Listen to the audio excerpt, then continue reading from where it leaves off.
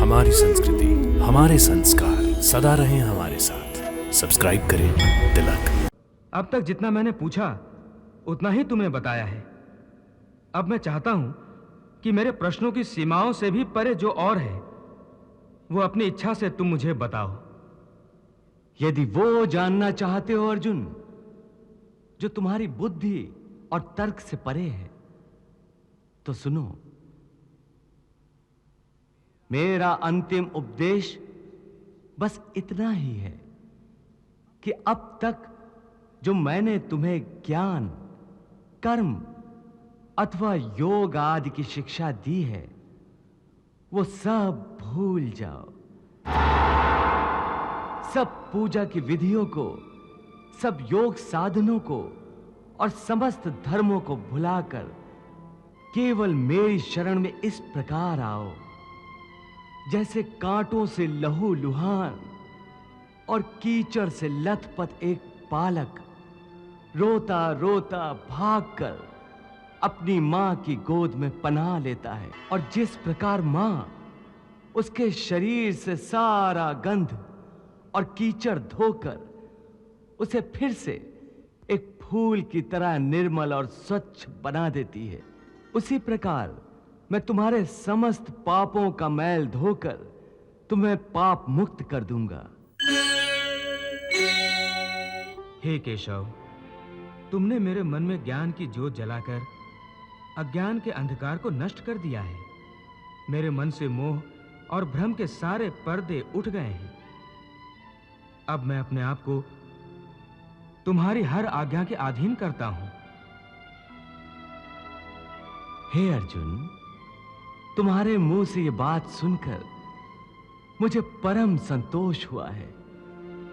मैं प्रसन्न हूं अर्जुन, बहुत प्रसन्न हूं। फिर यदि तुम्हारे मन में अब भी कोई शंका, कोई आशंका या कोई प्रश्न हो तो। नहीं माधव, अब इस मन में कोई शंका, कोई आशंका, कोई संशय नहीं।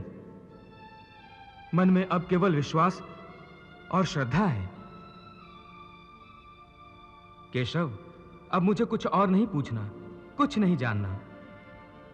हां, मुझे अपना शिष्य समझकर तुम्हें यदि कोई अंतिम उपदेश देना हो तो उस प्रसाद को पाने के लिए मैंने अपने मन की झोली फैला रखी है।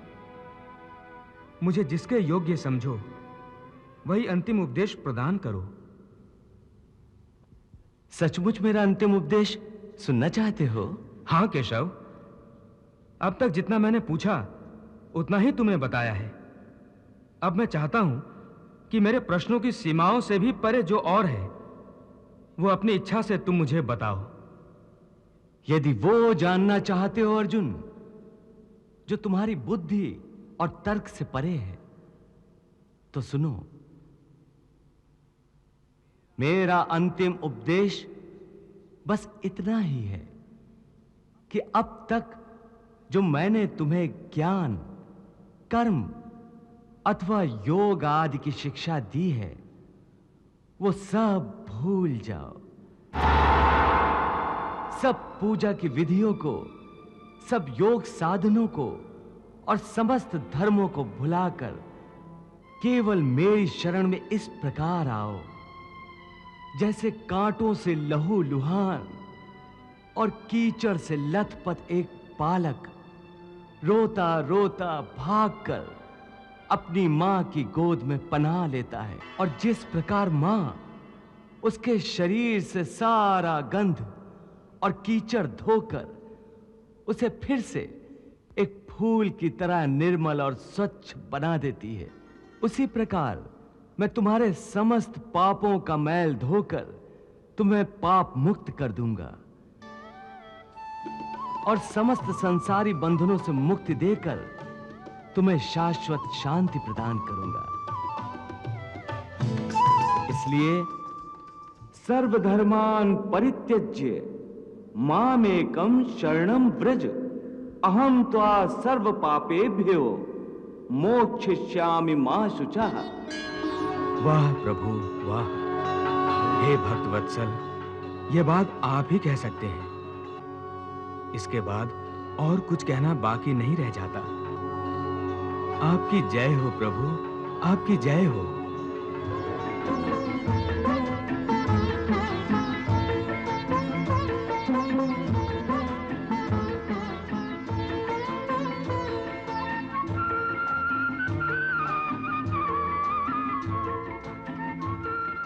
हे केशव, सारे बंधनों से मुक्त होकर अब मैं अपने आप को तुम्हारे श्री चरणों में अर्पित करता हूं।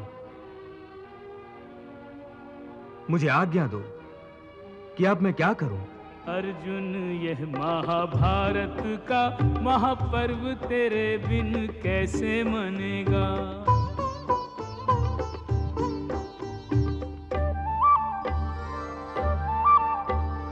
धर्म के युद्ध में मौन रहा तो फिर कब तेरा धनुष तनेगा।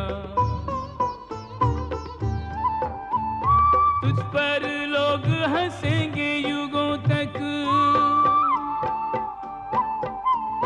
तुझ पर लोग हंसेंगे युगों तक, तू ऐसी अपकीर्ति जनेगा।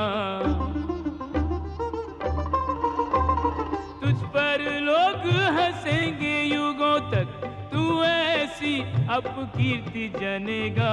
स्वर्ग मिलेगा न कीर्ति मिलेगी, केवल पाप का भागी बनेगा। स्वर्ग मिलेगा न कीर्ति मिलेगी, केवल पाप का भागी बनेगा।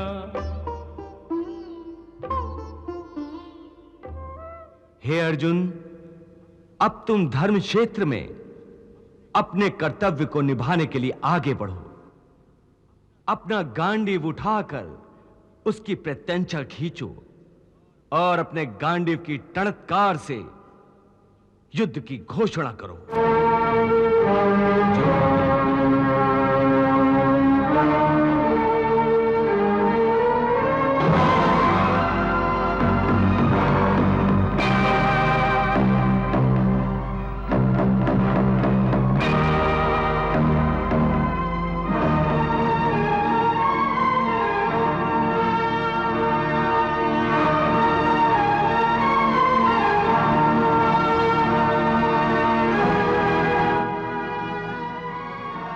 और महाराज, अर्जुन ने अपना गांडीव फिर से उठा लिया।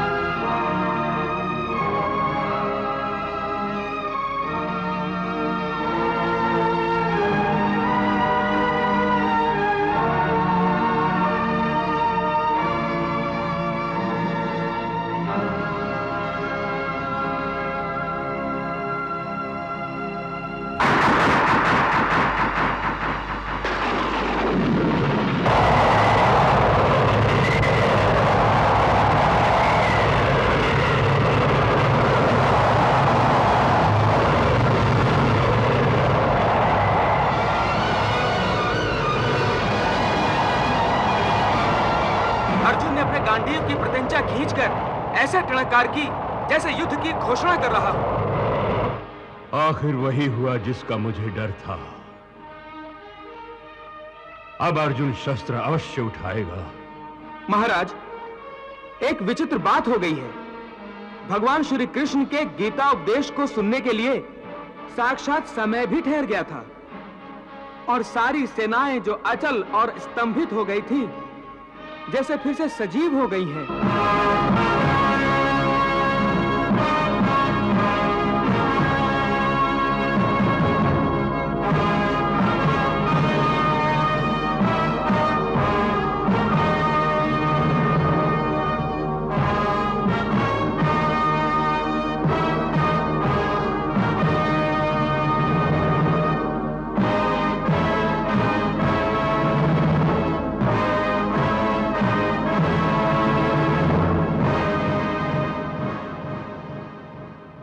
गोया नींद से अचानक जाग पड़ी हूं।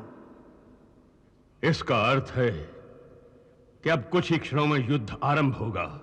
हाँ महाराज, युद्ध आरंभ होगा और मुझे विश्वास हो गया है कि धर्मात्मा पांडव अपनी विजय की ओर अग्रसर होंगे। परंतु ये बात तुम इतने विश्वास से कैसे कह सकते हो कि विजय पांडवों की होगी हमारे पक्ष में तातश्री भीष्म, आचार्य द्रोण, कृपाचार्य और ऐसे कई अनेक अजेय योद्धा हैं। सब हैं, परंतु श्री कृष्ण और अर्जुन तो हमारे पक्ष में नहीं हैं। तो क्या हुआ? महाराज, भगवान वेद व्यास ने जो दिव्य दृष्टि मुझे प्रदान की थी, उसके द्वारा मैंने भगवान श्री कृष्ण का विराट और चतुर्भुज रूप देखा है। वो सर्वशक्तिमान है। यदि वो चाहे तो संसार की सारी सेनाएं भी एक ओर हो जाएं, तो उस सेना या व्यक्ति को पराजित नहीं कर सकती जिसके पक्ष में भगवान श्री कृष्ण स्वयं हो। इसीलिए मुझे विश्वास है कि जीत पांडवों की ही होगी। यत्र योगेश्वरः कृष्णो यत्र पार्थो धनुर्धरः तत्र श्रीर विजयो भूतिर ध्रुवा नितिर मतिर्मम। जहां योगेश्वर भगवान श्री कृष्ण हैं और जहां गांडीव धनुर्धारी अर्जुन जैसा योद्धा है, वहां विजय श्री ही विजय श्री है। पराजय तो उनके पास भी फटक नहीं सकती, ये मेरा पूर्ण विश्वास है। हे अर्जुन, तुमने अपने गांडीव की टणकार से युद्ध की घोषणा तो कर दी है। अब अपने सारथी को आज्ञा दो कि मैं क्या करूं। केशव, मैं तुम्हें आज्ञा दूं? हे अर्जुन, इसमें आश्चर्य की क्या बात है? इस युद्ध में मैं तुम्हारा सारथी हूं और तुम मेरे महारथी हो। मुझे तुम्हारे इस रथ के घोड़ों की लगाम थामना है और तुम्हें गांडीव की प्रत्यंचा। इसलिए हे अर्जुन, जब तक तुम आज्ञा नहीं दोगे, तब तक मैं इस रथ को आगे कैसे बढ़ा सकता हूं? हे महारथी, आज्ञा दीजिए। हे महारथी, कृपया करके आज्ञा दीजिए। हे पार्थ सारथी, रथ को पांडवों की सेना में वापस मेरे निश्चित स्थान पर ले चलो। जो आज्ञा।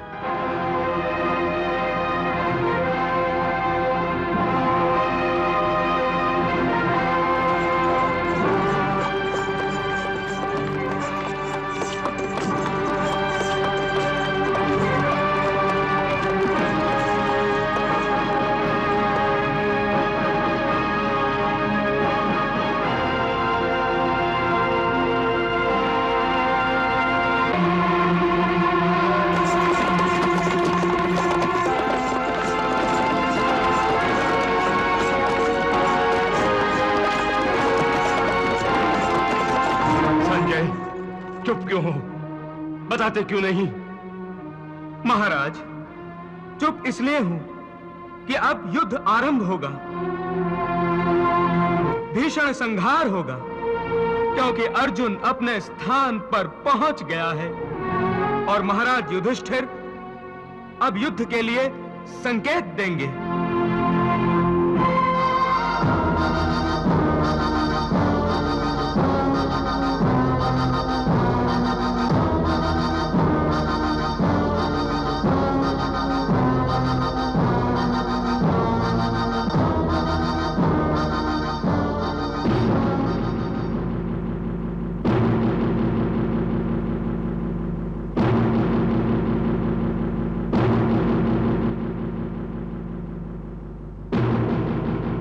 परंतु ये क्या? क्या हुआ संजय? मुझे भी तो बताओ।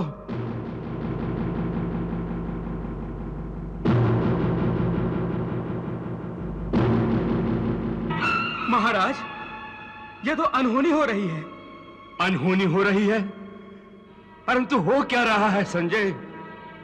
महाराज, ज्येष्ठ पांडव महाराज युधिष्ठिर अपने सारे शस्त्र उतारकर रथ में रख रहे हैं। शस्त्र रख रहे हैं? हाँ महाराज, और ये देखकर सारे पांडव व्याकुल हो रहे हैं।